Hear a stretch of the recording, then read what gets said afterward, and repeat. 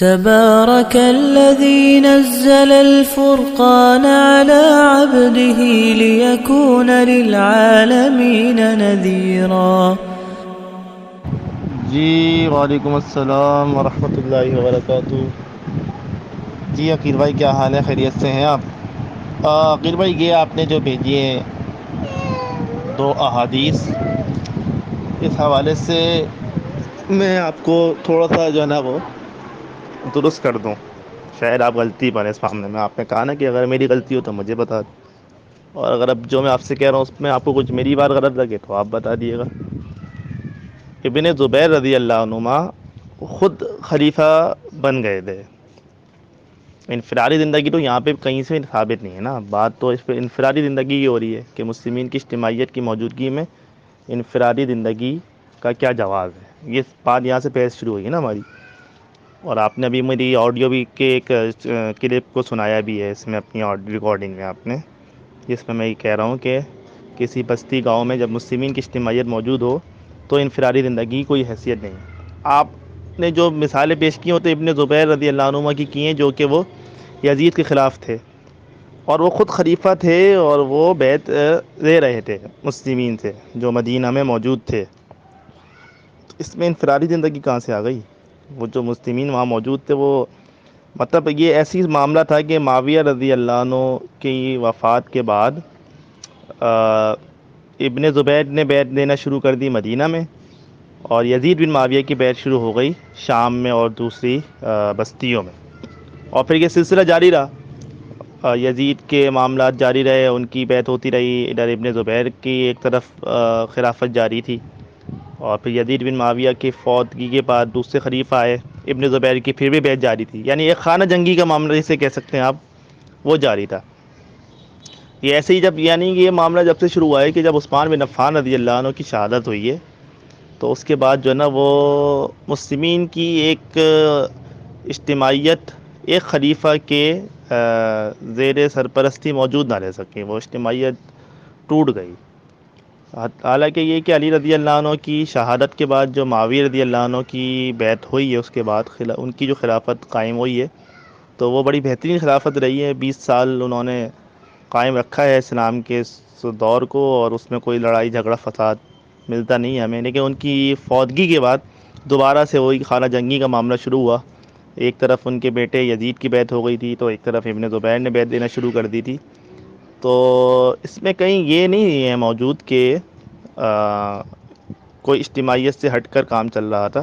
یہ تو دو خلیفہ، یعنی کہ دو خلیفہ کے درمیان ایک کیفیت تھی، جس کو جھگڑا کہیں یا لڑائی کہیں یا جو بھی معاملہ کہیں، اختلاف کہیں، کیونکہ یہ مشاجرات صحابہ ہیں۔ اب مشاجرات صحابہ میں ہمارا ایمان یہ کہتا ہے کہ ہم اس پہ خاموش رہیں۔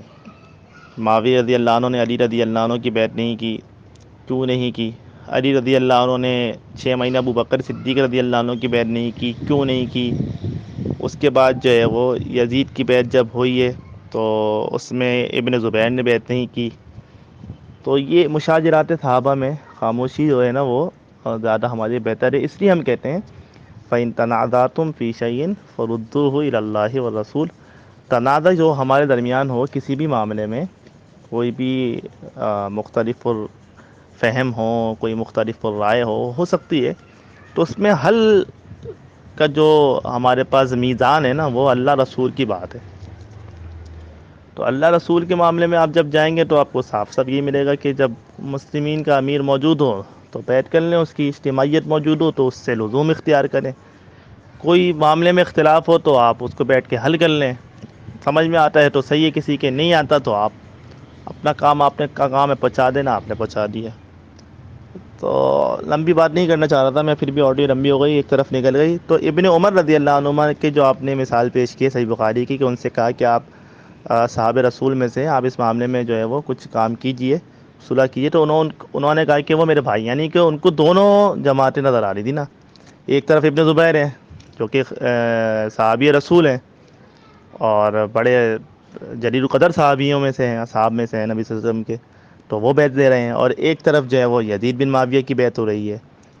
تو ان کو نامزد کیا تھا خلیفۃ المسلمین نے، جو ان سے قبل معاویہ رضی اللہ عنہ تھے، تو وہ دونوں معاملے میں وہ اپنے آپ کو جو ہے وہ کیا کہیں گے اسے نیوٹرل رکھ کے کام کر رہے تھے کہ میں یہاں جاؤں گا تو یہاں بھی میرے مسلم بھائی ہیں، وہاں جاؤں گا تو وہاں بھی میرے مسلم بھائی ہیں. اور خود وہ بیعت کیے ہوئے تھے یزید بن معاویہ کی، یہ بھی آپ کے علم میں ہوگا. کیونکہ جب یہ معاملہ ہوا تھا کہ واقعی حرہ جو رونما ہوا تھا، تو اس موقع پر جو ہے وہ ابن عمر رضی اللہ عنہما عبداللہ بن مطیع کے پاس گئے تھے جو صحیح مسلم میں ہے، اور ان کو جا کر انہوں نے 2 احادیث سنائی تھی جو ہم بھی سناتے ہیں سب کو. اور یعنی کہ وہ یزید کی بیعت کر چکے تھے ابن عمر. اگر وہ بیعت ناحق تھی، باطل تھی، تو کبھی بھی ابن عمر رضی اللہ عنہ جیسے صحابی جو ہیں وہ ناحق میں یزید کا ساتھ نہ دیتے، نہ ان کی بیعت کرتے. اور ابن زبیر کو بلکہ وہ اس معاملے میں سمجھاتے رہے ہیں. تو یہ مزید کی ڈیٹیل میں بات جائے گی تو اس طرف میں نہیں جا رہا، لیکن اس سے یہ کہیں ثابت نہیں کہ بیعت نہیں ہے. ہاں یہ ضرور ہے کہ اختلاف ہوا ہے، ابن زبیر کا اختلاف ہوا ہے صحابہ کرام میں اس معاملے میں. کسی نے بیعت کا انکار نہیں کیا، مگر کہ بیعت کوئی چیز نہیں ہے یا بیعت کے بغیر زندگی ہے. یہ ہوا ہے کہ اس نے اس کو خلیفہ نہیں سمجھا تو اپنی بیعت شروع کر دی، جیسے ابن زبیر نے. معاویہ رضی اللہ عنہ کا علی رضی اللہ عنہ سے معاملہ تو انہوں نے ان کی بیعت نہیں کی، تو وہ اسی خود جواب دیں. ہمیں ہمارے ان معاملات کو ایک طرف رکھتے ہوئے اس آیت پر اپنے آپ کو رکھنا چاہیے کہ فَإِن تَنَازَعْتُمْ فِي شَيْءٍ فَرُدُّوهُ إِلَى اللَّهِ وَالرَّسُولِ. تو ہمارا معاملہ آسانی سے حل ہو جائے گا جب ہم اللہ رسول کی طرف بات کو، تنازع کو، کسی بھی معاملے کو لوٹا دیں گے. تو یہ ہمارے لیے زیادہ بہتر ہوگا کہ ہم وہاں سے فیصلہ حاصل کریں.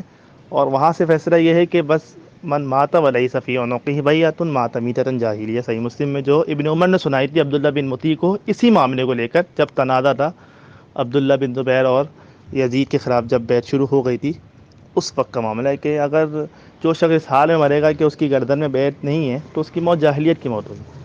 تو وہ تو اس وقت کا معاملہ. آج کے دور میں تو ایسا تو نہیں ہے کہ کوئی دوسرا امیر کھڑا ہو اس معاملے کو لے کر. کوئی خلافت تو ویسے بھی موجود نہیں ہے کہ کوئی طاقت کا مسئلہ ہو، کوئی اقتدار کا مسئلہ ہو. تو جو ایک امیر بن چکا ہے مسلمین کا، اس کی اجتماعیت ہماری قائم ہے، اس میں ہم موجود ہیں، اس سے لزوم اختیار کیے ہوئے ہیں. تو ان احادیث پر ہمیں عمل کرنا چاہیے. یہ حکم رسول ہے اور یہ وصیت رسول ہے. اس پر جہاں تک ممکن ہو سکے ہم عمل کریں. اور جہاں تک کسی اور معاملے میں اختلاف کی بات ہے تو وہ ممکن ہے، اختلاف ہو سکتا ہے، الگ الگ ذہن ہے، مگر اس اختلاف کی نوعیت پر نہ اجتماعیت سے علیحدگی ہو سکتی ہے، نہ بیعت کو چھوڑا جا سکتا ہے، نہ جماعت سے علیحدگی اختیار کی جا سکتی ہے. ان تمام معاملات میں ہمیں جو ہے وہ احادیث پر عمل کرتے ہوئے ساتھ دینا ہوگا. اب آپ دیکھیں گے انفرادی حیثیت کوئی نہیں ہے اسلام میں، اور اجتماعیت کی متعدد احادیث ہیں.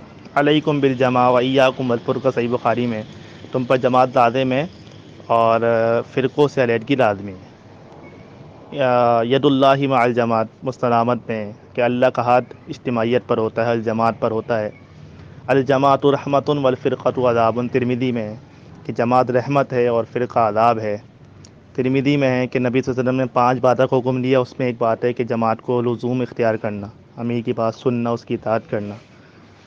تو یہ ایسی متعدد احادیث ہیں جو کہ اجتماعیت کی لیے نبی صلی اللہ علیہ وسلم نے بیان فرمائی ہیں. تو وہ تمام احادیث کو بھی رکھ کے آپ نے چلنا ہوگا. تو موجودہ صورتحال میں سب سے بہترین حل یہی ہے کہ ہم اجتماعیت کے ساتھ موجود رہیں، اور جو امیر مسلمین کا موجود ہو اس کے ہاتھ پر بیعت کریں، اور جہاں تک ممکن ہو اس کے لیے اجتماعیت کے لیے، اسلام کے لیے کام کریں، اور اپنے نیک اعمال کرتے رہیں. جزاک اللہ خیر. السلام علیکم ورحمۃ اللہ وبرکاتہ. تبارك الذي نزل الفرقان على عبده ليكون للعالمين نذيرا.